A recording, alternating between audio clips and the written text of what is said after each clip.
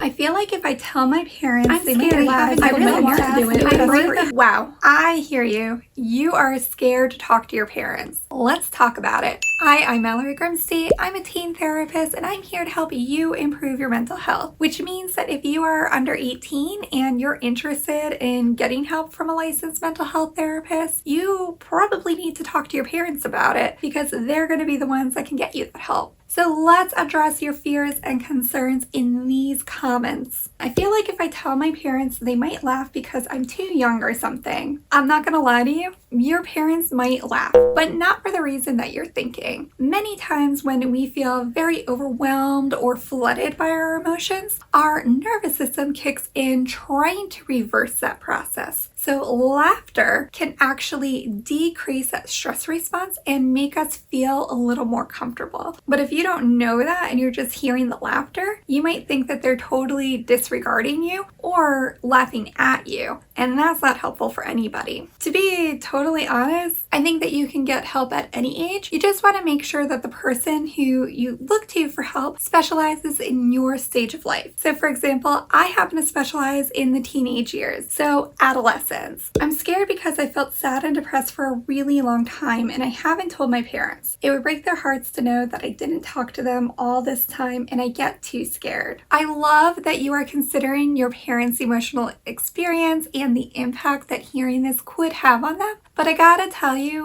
most parents, if they love and care about you and would have this sort of experience, would want to know. Later is better than never, and they want to be able to help support you. But they can't do that if you're keeping these parts of yourselves hidden. If you need help talking about this with your parents, definitely check out my playlist about how to talk to your parents about your mental health struggles. It will help give you some guidance about how to have the conversation in a way that they'll be able to get you that help and support. I really want to do it, but I feel like they would say it's for attention. I would also feel like they would judge me and think I'm weird. I don't know when the right time is, but hopefully it's soon. You know, I'm not really sure when attention got such a bad rap. I personally love being noticed and acknowledged when I say things, especially when it's important to me. And I believe that's probably the very definition of attention. In terms of judging you and thinking that you're weird, they might.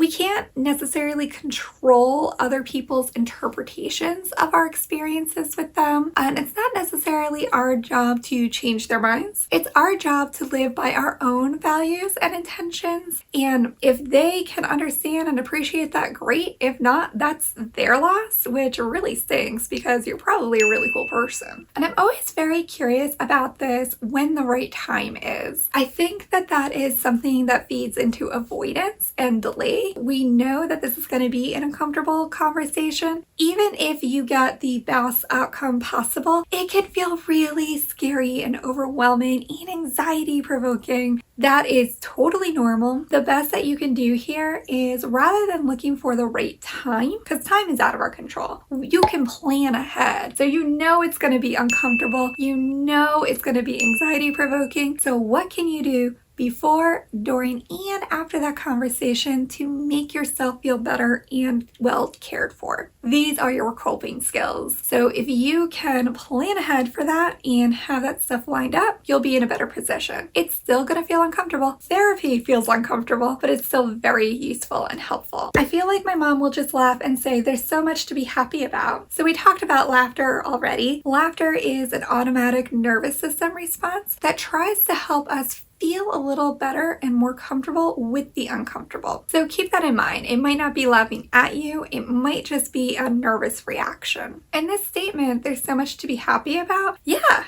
you totally can notice the things that you're happy for and still feel depressed. Both of those things can be true at the same time, and that might even be more of a reason to talk to a professional, because if you can notice and acknowledge that there is a lot to feel happy about and yet your emotional experience does not match that, that's where therapy can help. I'm worried my parents won't believe me or think that I don't know what it is. I think it's very normal to be worried that your parents might not believe you, especially if this is new information for them. Many times I come across this with the clients that I work with, that they have kept this part of themselves hidden and private for a very long time because they worry about the impact on others. By starting to slowly start the conversation and open up and let them into your world, they'll start to understand and see that you mean what you say, that you feel what you feel, that your experience is real and valid. I think it's also really important not to get so caught up on like defining that I have this health condition until you've actually been diagnosed with a professional. There are many times that people come to my office thinking that they're struggling with depression, and it turns out it's anxiety. When it comes to diagnosing mental health conditions, we look at it from a well-rounded holistic viewpoint, which means there may be other factors or symptoms that you might not be considering or understanding why they're causing you to feel the way that you feel. So if your parents say you don't know what that is, you can say, you know what, I don't,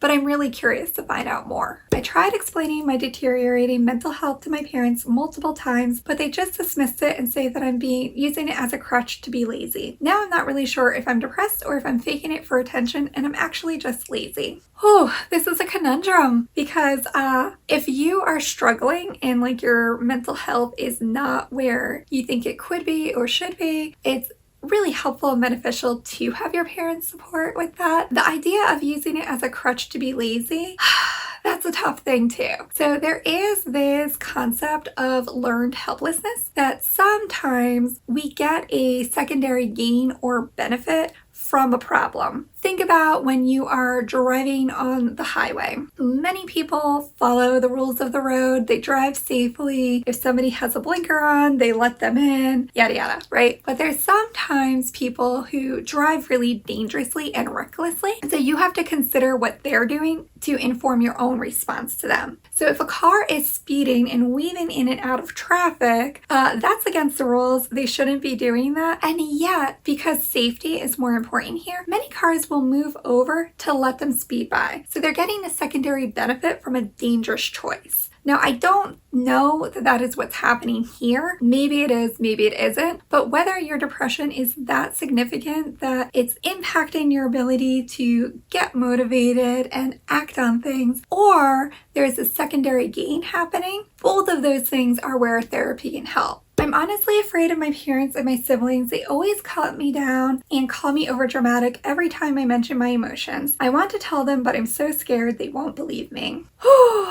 that is really, really frustrating. Have you tried the GIVE skills yet? If you're not familiar with them, I really, really encourage you to try them out. It is gentle, interested, validate, and easygoing. These are the 4 DBT skills to use when you want to keep and maintain your relationships, and they help other people take you seriously. I go over these skills and others more in depth in the Speak Your Truth program, which might be something you might want to try out. It's a guided self-help program that teaches you how to express yourself in a way that other people can understand and take you seriously. I want to get diagnosed, but is that possible with COVID? Because I don't want to tell them and just do nothing. Please reply. So I already did reply to this on this actual comment, but I'll reply here too. Mental health is not going away because of COVID. In fact, we are probably some of the providers who are going to be helping support people even beyond when we get COVID under control. Some people are meeting with clients in person in the office with safe precautions. Other people are continuing to meet on telehealth or virtual counseling. Totally doable, totally possible. You've got lots of options here. I want to tell them how I feel, but I never really get the perfect time. Like if I would say to myself, you will do it next week,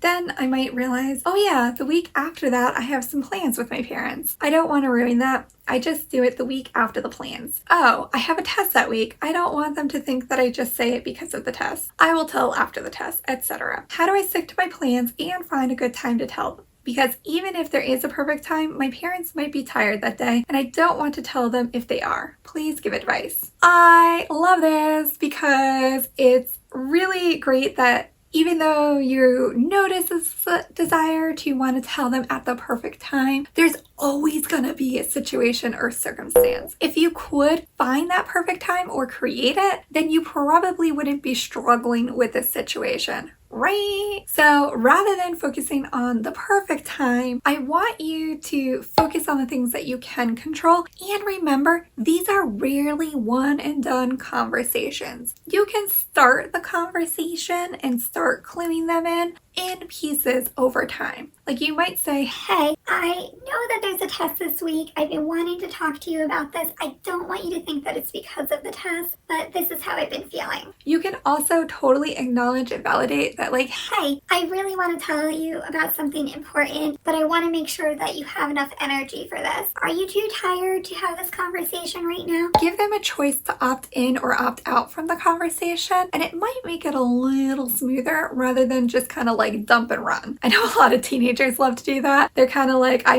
have all this ball of emotion and I just need to be done with it, and so I'm just gonna throw it at you and get out of there. And now your parents are left with this like ball of emotion that they have no idea what is going on. They're like, what just happened? Just leaves everybody really confused and struggling. So you don't want to do that. I really appreciate you guys sharing your fears and struggles and worries and concerns about talking with your parents about your mental health. If you want even more help and support with that, I've got a great playlist of videos right over here that you can check out. I really hope that you found this information useful and helpful, and if you did, please share it. You never know who you could be helping. Thanks for watching.